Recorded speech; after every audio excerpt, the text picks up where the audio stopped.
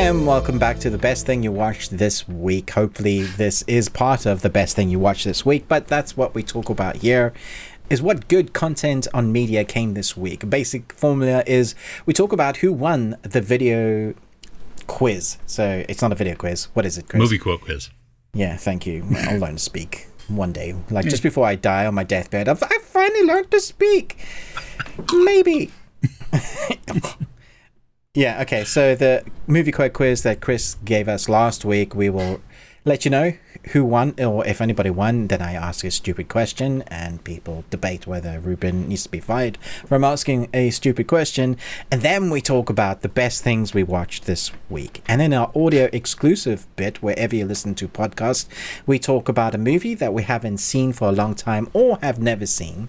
We also talk about the worst thing that we've watched this week or didn't quite make the list. And then we talk about internet news, entertainment news. Internet news. Well, today on the internet sounds boring. Entertainment news and what we are looking forward to. And on Patreon this week, everything that you can get for just £1 has increased by another video, because a Patreon member has asked us to talk about our top 5 guilty pleasure TV series, which we had to rank, and it was an entertaining one. I'm looking forward to what everybody thought about this. Fro suggested that we did this one, who is one of our great patrons. So thank you for supporting us there. If you want to watch that video, you can watch it in all its glory at the same time that this is released. So it should be on there now if you're listening to it. Did I miss anything? Like, share, subscribe. You know, the whole YouTube thing, whatever you're doing there. Yeah. If you're listening on podcast, if you could rate and review us there, that would be outstanding also.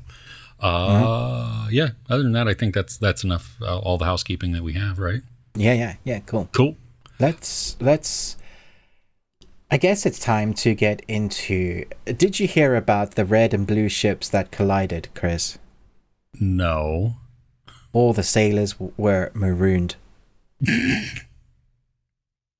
What a maroon. Oh, God. Okay. Well, I think that is a snigger, so I'll take a swig. Oh, Lord. Ruben apparently is doing a drinking game. I was not aware of that. This is going to be fun, and I have to figure out what the rules are so that I can make him drink more. No, this could be fatal. Oh, man. Should we dive into the movie quote quiz? Yeah, let's do it. Okay, well, I didn't get fired this week, and actually, I was surprised. Like, a lot of people got it. I thought it was going to be very, very difficult. Red Comet, Tara Briscoe, and Nostromo all got all 3 answers. The Bunny Dojo, which is still one of my favorite YouTube channel names, got 2 out of the 3. So congratulations to you all. The answers were The Last Starfighter, Starman, and Flight of the Navigator. So, yeah, 80s sci-fi there. I think they all came out with within 2 years of each other, something like that. So, yeah. Anyway. There's a terribly depressing documentary about Flight of the Navigator on Prime, about the star and what happened to him since. It's very entertaining, but it's also just like, oh my gosh, no. Oh, yeah. So okay. if you want your childhood ruined, go watch that. Oh, nice. Okay, I'm going to avoid that then. Thank you. All right, you ready for this week's? Yeah. Okay, it's a theme also. I'm not going to tell you what the theme is. Nice. Number 1. My name is Zarnov. This is Zabu, Zelnor, Zelbor, Zelmina, and Jeff. Number 2.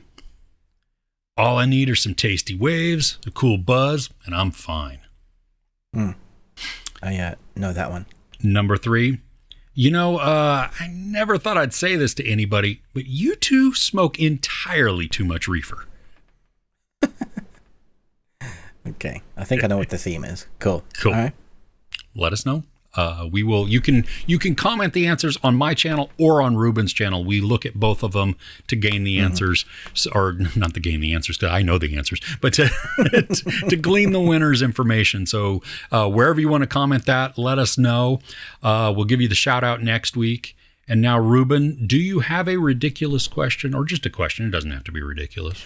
I actually have 2 this week. Uh-oh. One is continuing the thread. Like last week, we had no seatbelts on spaceships in Star Trek, which people did comment on, and thank you. They remind me that Jeff from Kohrra, that's in Star Trek First Contact, had the seatbelts there, but they have inertial dampeners, which means that they don't need seatbelts, yet they still bash each other around and fall all over the place. So I still say we need seatbelts for these guys. We need to protect our crew, man.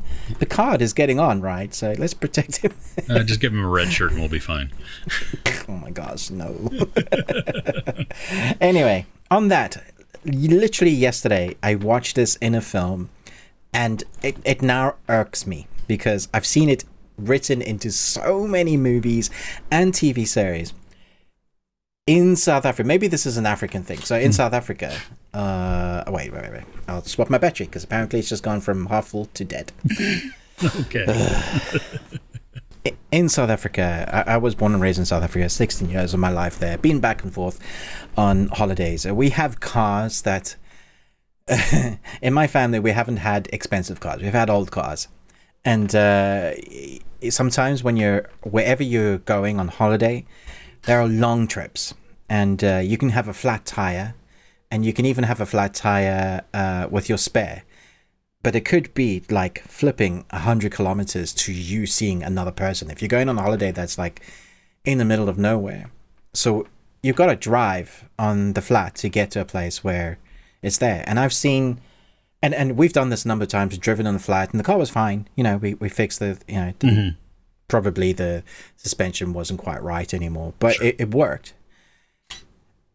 Oh my gosh, that is the second battery. What is happening? Oh no.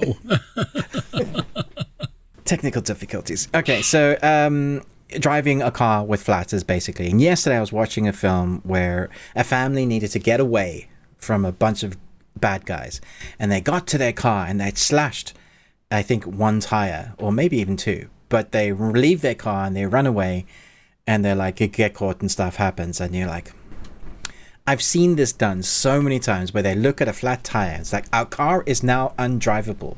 But anybody that's ever had any experience with cars, you can still drive fairly well on flat tires and get to a different location from people that are on feet. Yes. Like, you might not have as much control and might damage your car. But if it comes down to your life or your family's life, you're going to drive the car in flat. Has that ever irked you? Have you ever thought about going, you can totally get away with that?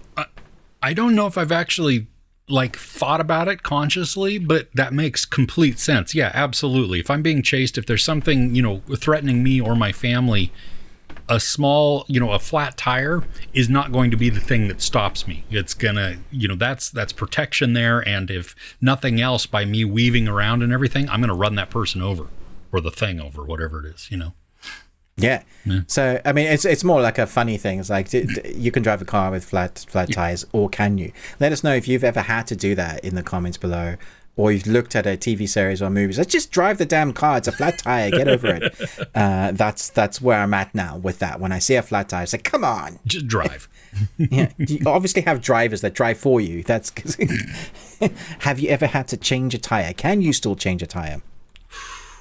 Yes, I can. I have. I can. Yeah. Yes. It's not fun on a highway, but no. No. All right. So the second question I have, and this is it's a bigger, wider question, but it's very topical. We could have talked about it in the news, but I wanted to bring it in the forefront here. So we've had the strikes. Yes. With our writers, which is ongoing, and we recently had a news article by a number of big outlets, Deadline, Variety, talking about how the bigwigs. So we're talking, who was it? It was Disney. Oh yeah. It was Netflix. It was Amazon, and it was someone else as well. Warner's. Yeah. They're gonna wait out the writers so that they start losing their homes, their cars, and so that they don't have to pay them. So, in one hand, that is awful, but not shocking. I mean, it's a tactic that works. Yeah. Fair enough. And then we've also had just this week's where the actors are going on strike. So a lot of series that have just started, or movies that have just started in production, are now having to stop. Deadpool 3 has just stopped, and it's just started. So all the stuff that you're getting used to or getting ready to watch is, all those dates that have been pushed back already are going to be pushed back again. So you're like, Ruben, what the hell's the question? The question is, do we need Hollywood production companies anymore? Because I heard someone say, why don't the people that are in the WGA, or what's it called? Yeah, you have SAG-AFTRA and the WGA. If they joined together with the amount of money that a lot of those big AAA actors have, and the writers, if they created their own production company, they could write and produce under their own new banner in the Protection Hub and create new for films and TV series, basically jobs without having to go towards them. I know there's been some smaller versions of where actors have done that and funded it themselves. So my wife mentioned to me, said, is having the strikes, I mean, people need to be paid for what they work for, is great, but is having the strikes a bad thing? Because there's so many writers and actors, everybody in the film industry, that never get the time of day, that are as good as our AAA A-listers. There's so many good actors that we should never see the same face in a movie again. We shouldn't have stars. Like, that isn't... There are so many actors that are as good that people never get a chance. Sure. If we made it fresh, like, let's change out the writers. Let's give all the new writers a chance that never had chances. The ones that have been working for 30 years that maybe have done a TV episode here and there, but are actually very good at what they do. There's so much talent out there worldwide that hasn't gotten a chance because Hollywood is a bubble. That it's like who you know is who you know, and what you do to get on their good side, or that kind of thing. But if we just changed it out or made our own production company, would that change the face of the rules, of the regulations? It's a very big kind of question. Recently, Tom Holland even said, and he does these podcasts very, very few times, is that he loves what he does, but he hates being in what he does. He hates the world of Hollywood. He said everything, for him, everything there is toxic. It's horrible. The how they have to address themselves, the popularity, what goes hand in hand and what goes on behind closed doors. Like, he didn't go into details, but he said if he could, he would never go to another premiere. The only premiere he would ever go to is his own, if he had to. He hates doing all of that and puts himself away from it. He tries to distance himself from all of that to keep himself being as human as possible. Sure. So my question is, do we need Hollywood anymore, or do we need to make like a clean slate sort of thing? That's interesting. I mean, I think we're gonna see a massive shakeup here. This is gonna have monster size ramifications, and we'll dive into it more, I think, in the news time on the podcast audio. But I kind of like the idea of, everybody just pool together and make just the WGA SAG-AFTRA studio, and you produce them, they have, so you'll probably have people that come from studios then that would join you, that could help with some of the distribution aspects. But you got to know that all these people, they wear multiple hats, right? Yeah. So that they're,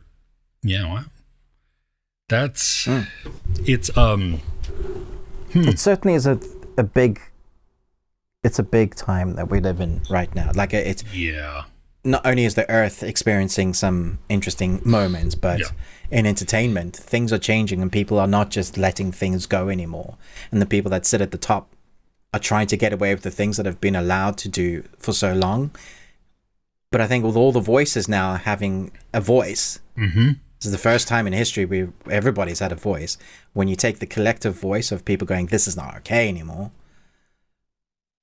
Well, and I think too that it's going to have a larger ramification, outside of the entertainment industry, because this is the power of the people, right? Yeah. And if you mistreat your workers or whatever, then and they realize that they are greater in number and power than the ones wielding the power over them. Once that realization happens and they become mobilized and unified, it's unstoppable. Because I think the writer's strike was like they could hold off. But with the actors, that in conjunction is massive. We can't do anything. I mean, they try to. Even recently, Netflix's one episode of Black Mirror. What was it? Black Mirror apparently was AI generated, and that caused a whole, people talking about that, whether that should be a thing. Interesting. And I saw an article where they said that some actors had been approached to have a day rate of their likeness digitized, and they get paid for that day rate, and then they're able to use their likeness forever in anything that they want to create. Well, there are some series already that the characters were scanned for. Then when they asked why, they were told it was for like merchandising, and so they didn't give consent to use it as their likeness to recreate them on screen in other scenes. And so now they're like, I didn't give my consent for that, and yet they have it. They have all the facial expressions, they have my full body, they have my voice. Exactly what that episode in Netflix, in Black Mirror did. Joan is awful. Yeah. Oof. Yeah. All right, so that's a massive topic. Let us know what you think about this whole thing. I just thought it would be interesting to bring it up there as part of the questions, because that's what's happening now in entertainment media, and it's definitely going to change the face of entertainment for sure. Totally. Yeah. But let's get into the best thing we watched this week. Yes. Chris, was your week as poo as mine? Yes. Oh, cool. Yes. It's been very disappointing. It was actually tough to have some things to talk about that I haven't talked about before, because this week on Sunday and then on Wednesday, me and my family went. We first saw Mission Impossible, Dead Reckoning. Loved it again. Absolutely can't wait to see it again. Then we watched Joyride. Absolutely loved that. My kids were sitting behind us, and some of their laughter was like the loudest in the theater, which was really funny, and so it was great. But I've already talked about those movies a lot. Yes. A new series came out on Saturday, July 15th, so the day after this is published. It's called Kohrra, and it is a Punjab. Did you get screeners for this then? I did get screeners for it. Yeah, dude. It's a Punjab series, or it's Punjabi, but it takes place in Punjab, and it is a noir-ish murder mystery. Now, for me, it's complex because you have the murder mystery, and you have this parallel like love family relationship story going on with it. Then there's a lot of offshoots. Now, it is, for me, the most noir thing was the slowness, the pacing of it, the just following the cops on their investigation as they go from suspect to just checking off all of these boxes as they work through their investigation. So I know that some people are going to be like, oh, this is slow. It's kind of boring, or why did you go off on this tangent? For me, I was hooked. I was like in all of these tangents because it made me a part of the investigation. So I would go, and then it made me part of the characters' lives because I got to see their home life. I got to see when they're doing something fun or struggling, or when they have to make a decision, and how that affects just their attitude through the series. It's 6 episodes, I think. They're all fairly short. They're not, am I remembering correctly? Yeah, it's not a long series by any means, but it feels longer than it is. And I know that can be a turnoff for some, and fair enough. Totally respect that and understand that. The grittiness was not what I was expecting. Crime noir, you think, okay, it's going to be a little dark, but it actually went fairly dark. So I was loving it. I'm not over the moon on the ending. The resolution felt a little anticlimactic for all of the build up to it. One season then? It's one season. It's wrapped up. So I don't know if it's like a limited series or if they're going to continue on with the season 2 and just do a new case. Because if they do a new case, but we follow the same police officers, and and are you throwing things? The wind is. That's the storm. Oh my gosh. It, if they do that, if they continue on with the characters and their stories and then take on a new case, I'm down for that. I will totally go for that, because that's part of the reason I was invested in the show. But otherwise, I can't see it continuing, because we get a solid, firm resolution. Right. Yeah. Okay. Interesting. What has a spine but no bones? I don't know. A book. Come on. God damn it. Oh, I know the rules now. Ruben's getting drunk. I need 3 more jokes, please. Give me a couple more jokes. What do you call a wizard who's good with ceramics? Oh, it's got to be something with Harry Potter. I don't know. Literally is Harry Potter. Oh no, Harry Pottery. God damn it. That's even better. That's even better. It's terrible. That's so bad. Oh, okay. I'll give you a reprieve. What's first on your list? Yeah. First on my list, by far, is the best thing I watched, and I'm trying to remember if you've seen this. It came out in 2022, but I think it's just come out to digital release now. Hour and 46 minutes. In the not too distant future, the last 2 men on Earth must adapt and evolve to save humanity. It's called Biosphere. It stars Sterling K. Brown and Mark Duplass. Have you seen this, Chris? I can't hear you, Chris. Speak? Yeah, I'm here. Can you hear me? Okay, I can hear you now. Yeah, that was weird. Yeah. So have you seen this, Chris?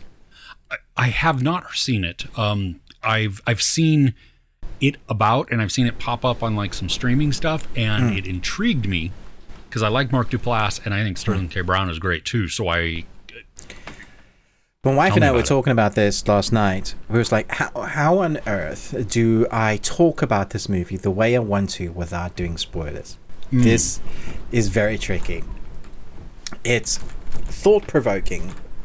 Like, it will stay with you after you've watched it. It's all set in one location. Could easily be turned into a theater production. Because they're in a biosphere. Something has happened. You could guess them being in space, underwater, on another planet. You don't know. It's all black outside. I would say try not to read the synopsis if you can. Try not to watch a trailer. Just go into this with what I say from this film if you're intrigued. The 2 actors are phenomenal. We have 2 guys that have known each other for a very long time. And with whatever has happened, they have to now spend the rest of their life in this biosphere. And so you see them training and running. It's harks to similar biosphere movies that we've had, or The Martian. You take little aspects of that where they have to live inside this. So they have like a little greenery, small place. They got like a tomato tree. They have fish in a bath that they're breeding, and the fish stuff that everything is used for, like their compost is like from their poop. That's it's all created that they can keep living. They have a double layer in their sphere, and if one breaks, they have to patch it up because whatever is outside is bad for you. And that's kind of the sci-fi story of it, but then it's the relationship of these 2 friends and what they go through living in each other's space day in and day out. And then it is the message, and there's many themes that it talks about, like what we're going through in Earth, and relationships, identity, sexuality, all of that. It just it talks in, but it's never preachy. It's just you on the story with these 2 guys exploring who they are as people and trying to live with some, imagine me and you, like we know each other quite well. Yeah. But if you're forced to be with someone that, even if you've known for years, your best friend, day in and day out, and there's no escape. So any sort of argument you have, you then have to.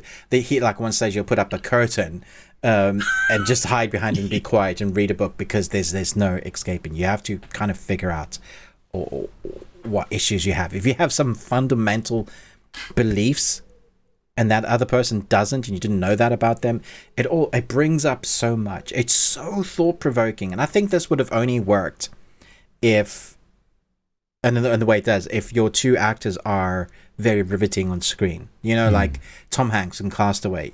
You need actors that can hold, that you forget that you're watching actors.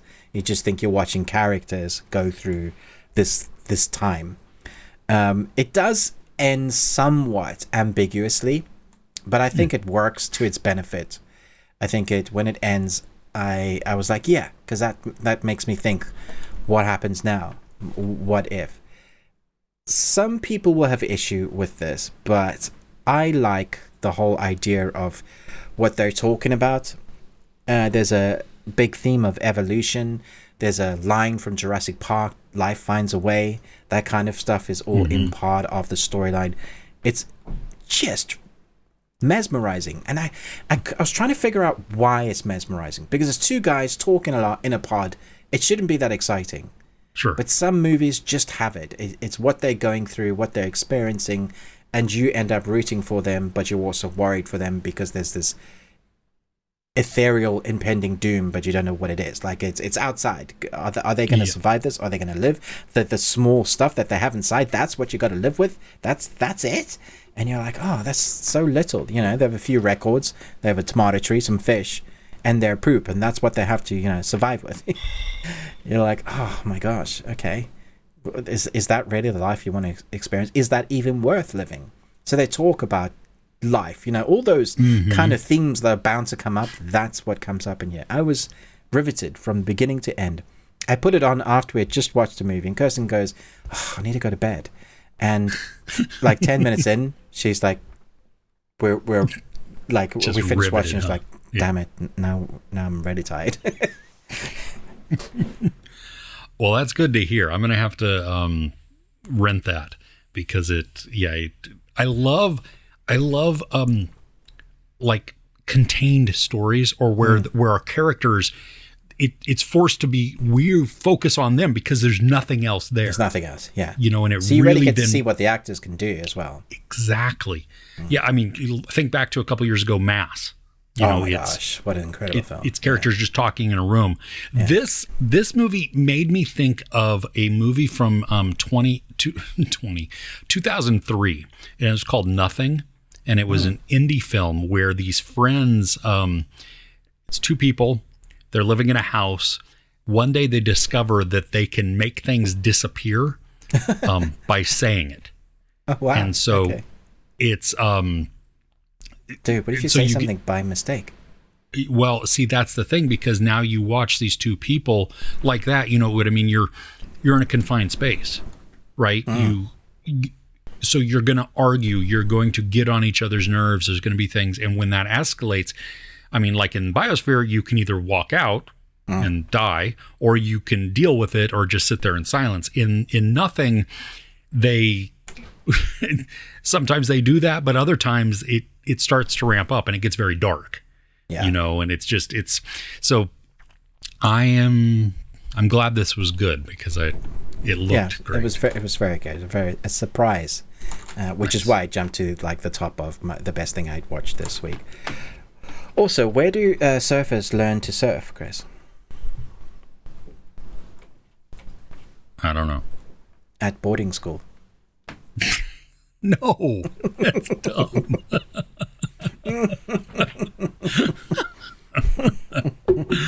Oh my gosh. All right. The next on my list is the second season of a show. I just binged the first season because I had never seen it in preparation for seeing the second season, and it's Apple's The Afterparty. Now, I got to tell you, so I binged the whole season of season 2. Yeah. I get to the last episode and it ends. And I'm like, wait a minute. What's going on here? We didn't get the reveal. What?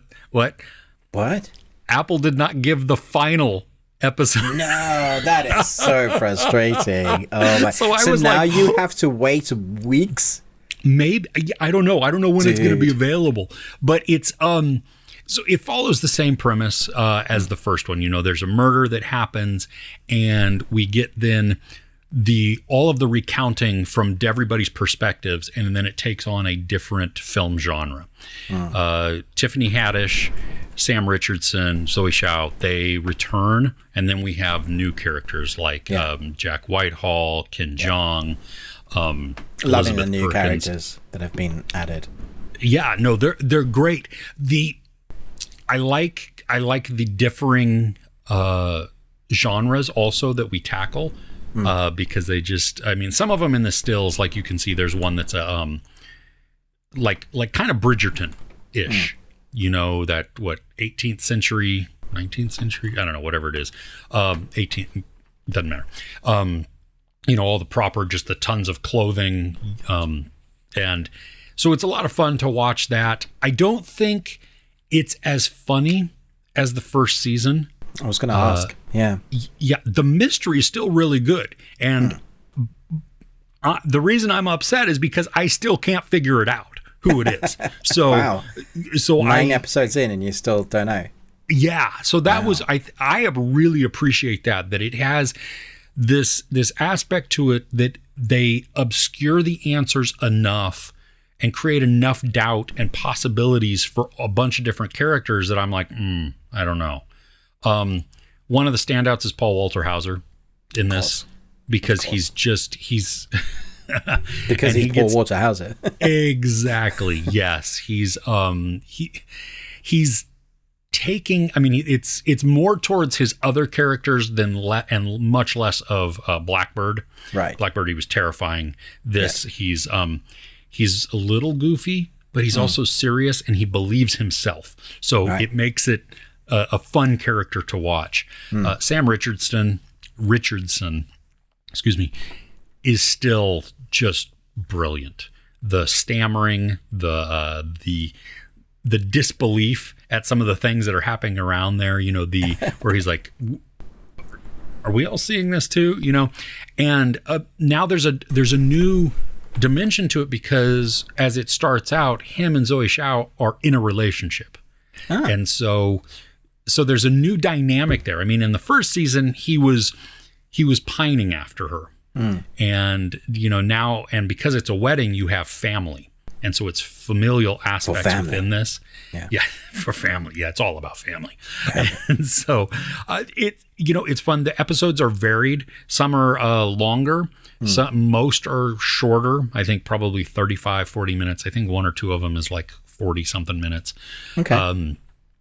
So it's quick. It is, I think watching it week to week is still going to be fun because it's each different perspective. I really do enjoy the big binge of it though, because I can go from character to character and not have to remember all of the pieces within the mystery. But I think if you're watching week to week, you're still going to have a lot of fun. And it's just, especially with the different genres, that it always feels fresh and new each episode. Okay. Yeah. Nice. That's sounds like it's worth kind of getting into. Although I might wait until all the episodes are out. Yeah, I can see that. I'm really hoping that for my own sake that the finale comes soon, because dang it. Yeah. A duck walks into a bar and buys a round for everybody, and he tells the bartender, "Put it on my bill."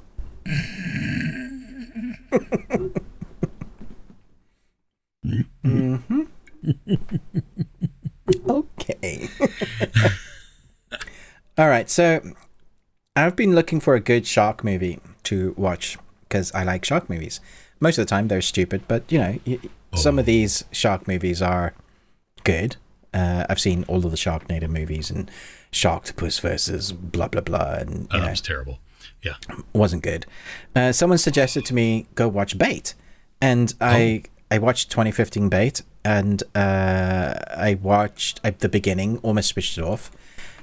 Saw some of the actors, and I thought, you know what, I'm going to give it a bit of a chance. Watched till halfway through, I went, no, screw this, and switched that off. So then I went to some of my other recommendations.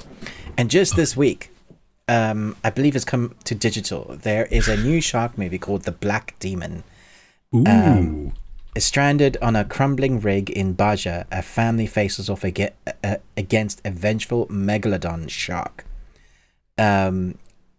Interesting that it comes up with a based on a true fable. And we've got Omar Chaparro. We've got young actor Carlos Solorenzo, Josh Lucas, who's the dad, Fernanda Orellella.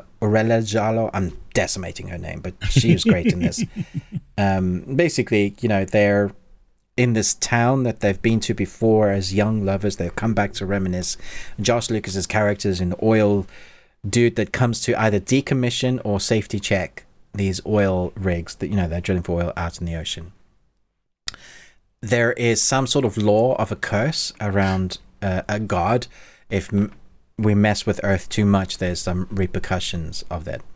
And so this curse goes hand in hand with this shark. And for some reason, the whole family end up on the rig. I won't spoil any reason why. But it is believable in what happens, so that's fine.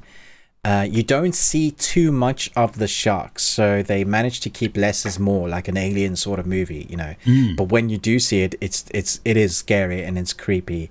But it's them trying to survive on this rig with the characters that they meet that are left on the rig. I think as a one-time watch, it's good. It's fun. It's definitely like part and parcel, way better than other shark movies that take themselves too seriously. I think Josh Lucas is a great actor, and I liked the supporting actors. I think because it has that lore, that kind of fable aspect to it, it really adds to a different. I've certainly never seen it like a shark movie portrayed that way, as part of the culture, which I really liked. It added a dimension to the shark movie that was, I would say, it's probably it doesn't nearly have a as big a budget as The Meg, sure, or a production value even, but it's probably a better story, if that makes sense. So I thought it was really interesting. I love the whole idea with the reason why it's called The Black Demon, having this family then want to survive. There's even a little dog called Toro. He's like a little chihuahua. Don't look him in the eyes. He's badass. And you look him in the eyes, he's going to rip your face off. So you're on their side. Like, they're the underdogs. They can't get off the rig. This thing is like, has a supernatural ability to know when you want to leave the rig or stuff like that. And it's massive. Any boat that comes there gets destroyed, that kind of thing. There's no kind of, they can't call out, like everything's destroyed. So they got to kind of MacGyver their way into surviving. There's a redemption arc. There's all of that kind of classical stuff, as well as seeing the big shark munch on people. So I thought this was different. It was nice. That's cool that it pulls on lore.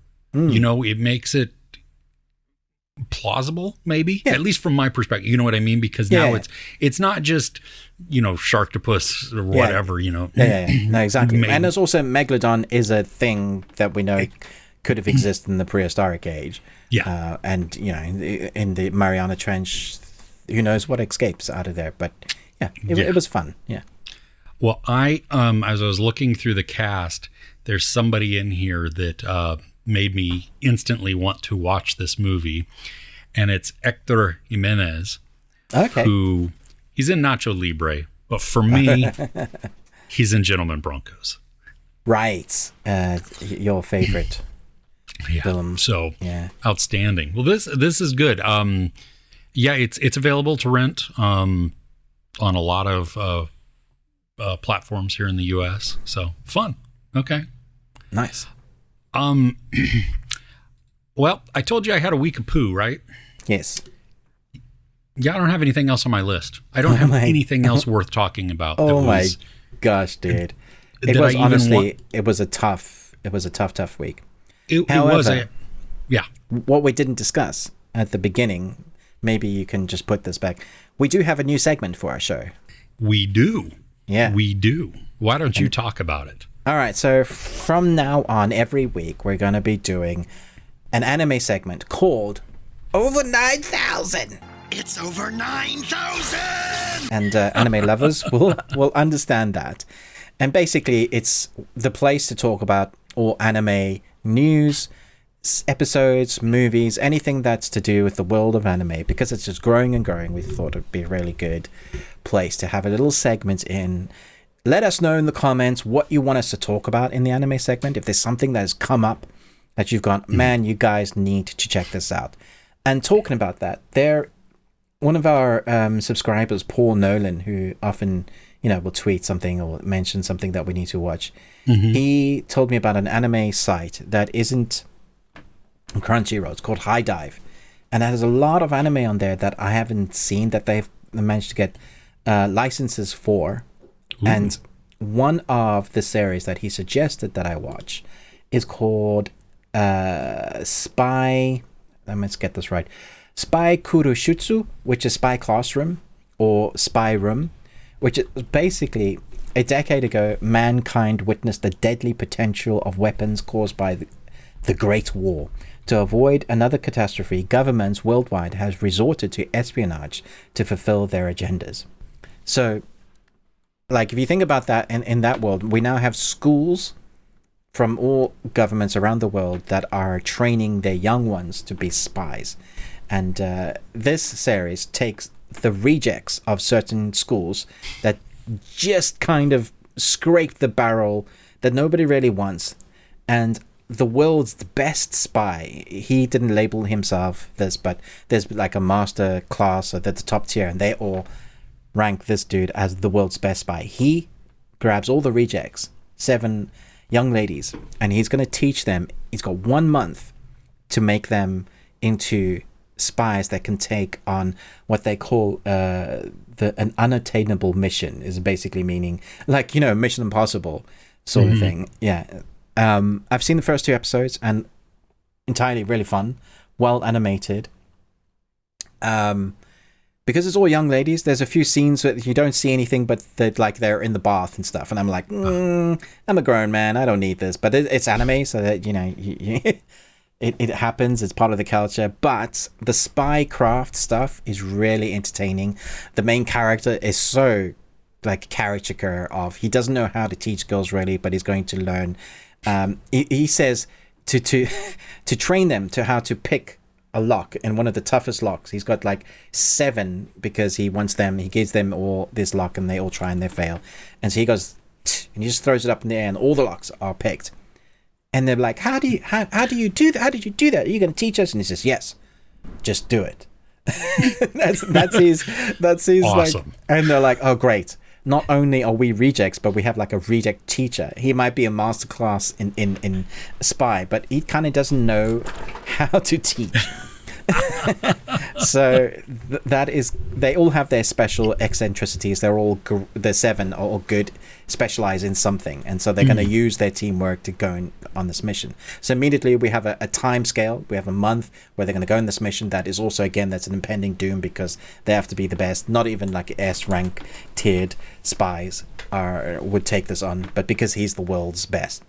And so I've only watched 2, but it was thoroughly entertaining.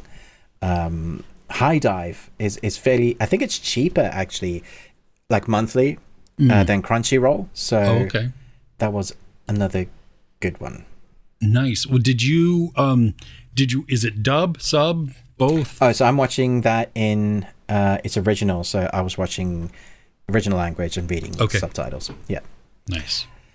Netflix actually released a new batch of anime episodes for Record of Ragnarok, which is a fighting anime. I've spoken about it before, and I've been championing this anime for a while, but I can't in good conscience continue to say this is great. It's now draining my spirit. I don't know why they've done this, but they've split this anime. Like, you need to stop doing this. Netflix are really enjoying splitting series. I don't know what the hell they're doing, but they gave us 5 episodes of this new anime, which is one fight. So we've waited like a whole bunch of months to watch one fight, and the one fight is interesting because it's always gods. The whole idea of Record versus Ragnarok is gods versus man. It's like Mortal Kombat. Whoever wins gets to keep the planet, sort of thing. So if humans don't win, they're all going to die. So the gods are trying to win, and somehow by the scrape of our teeth, because we have a mastermind that is working for us, she's like if you think of like a chess master, she can think like 30 moves ahead. We've managed to win 2, and the gods have won 3 matches. And this time round, Buddha is fighting for the humans. With literally Buddha? Literally Buddha, but like not like Buddha you've ever seen before. The character is fantastic. If you type record of Ragnarok and you see Buddha, he's got like a lollipop, very cool trendy hair, abs on his abs, and is very chilled. But like they do with each character, they give an episode of backstory, which is great because I want to know why I care.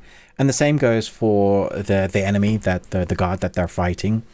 I do like the fact that this is classic Dragon Ball Z, where they have one move, but that's not even their ultimate move. And then I think the animation is fine. It's just the fighting doesn't look good. And because we've only had 5 episodes, by the time we start remembering why we liked some of the characters, it stops. We don't get really any background into some of the side characters or stuff that's happening around. If I wanted to watch a good fighting anime, I'd probably watch Bakihana. That's also on Netflix. Great fighting, boxing. Or Kengan Ishura, another great fighting anime, also on Netflix. So if you had that subscription, you can go and check them out. But I don't know how much longer they're going to be able to keep making this anime if they don't up their game, or at least give us a proper series like Netflix used to do.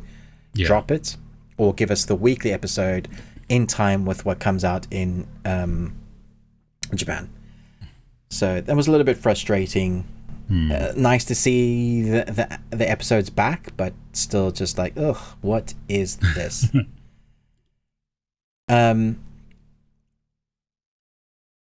Okay, so here's one that my son has been, and this is on High Dive as well, that my son has been telling me to watch for ages. And it's just one of those I just haven't gotten around to. I think he's read all the manga for it. And I started watching it this week, and my eldest son came to me and said, wait, you started watching what? He said, how many sad anime series have you watched before? And I rattled off some, and I said, oh, this one like broke me and was really sad. And this one, I will always remember this character. And he just shook his head. He said, you got to prepare yourself. He said, this one is going to wreck you. It's called Made in Abyss. A girl and her robot companion search for her mother, who's lost within a vast chasm. If you think of a city or a big village built on top of a mountain, or what could be a volcano, but in the volcano there's no volcano, it's just a massive hole, and they don't know how deep it goes. It seemingly goes on forever, this huge hole, but as you go into the hole, there are creatures that are not shouldn't exist, different creatures, and they keep coming out. But like through the generations, they get divers that go certain amounts of length. You can go like 90 meters or 100 meters, and you're young, get trained up to go diving. What they mean by diving is just like literally going into the hole and scavenging for things. And then those that are more experienced will go deeper and heavier. So we get introduced to this world through two young, a girl and a boy, who find a robot who has technology that no one's ever seen.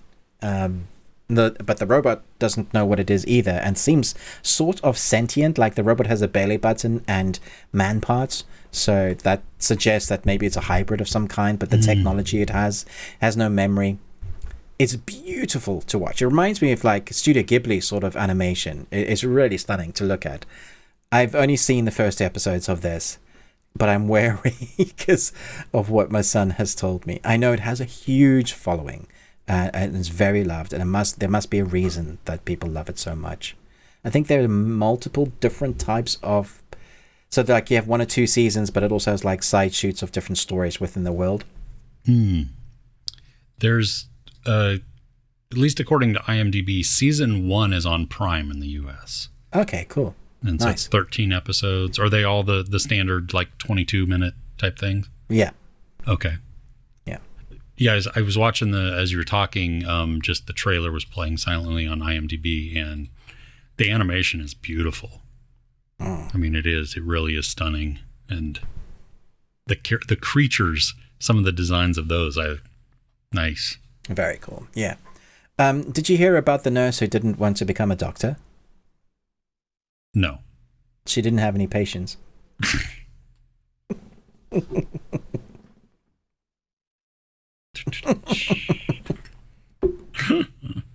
All right, that is all the anime news I have. Okay. This week. Thank you, Paul, for suggesting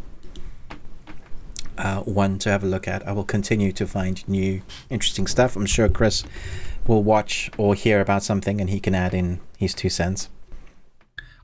Yeah, I really have to dive into some Studio Ghibli. My oldest son this week, he walked out of Joyride with us, and then we were walking, like starting to walk out, and he was like, "I'll see you guys later." And then he's walking into another movie theater, and I'm like, "What? What's going on?" Well, he was meeting a friend because he had bought tickets to is Castle in the Sky one of them? Is that what it's called? Yeah. Okay, Yeah, so I think that's what he saw this week. Amazing. It was playing in the theater. So cool. I would love to watch that at the cinema. Yeah.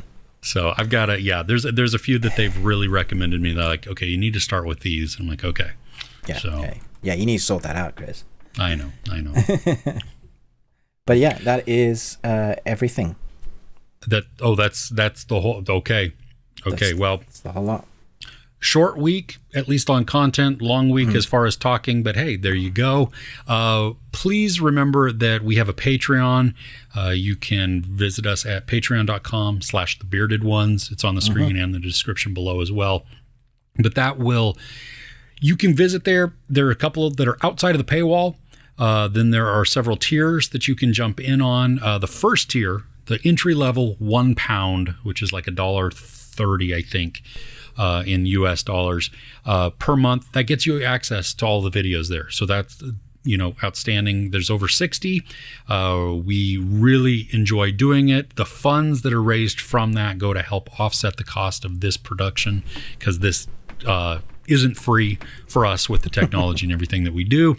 So head over there. Then like, share, subscribe our individual YouTube channels wherever you happen to be watching us, or if you're listening on the podcast, head over to YouTube. But Ruben with the Ruby Tuesday, me, Chris, Movies and Munchies. We have the audio exclusive portion that will be tacked on to this if you're listening on a podcast, or if you want to, first time ever, check out the podcast, any platform that you find us on, or that you use, we should be on there. So that's great. You can just search the best thing we watched and we will pop up if you happen to do that. Please rate and review us. We're going to talk about entertainment news, and the strike and its effects is probably going to be a large discussion within that.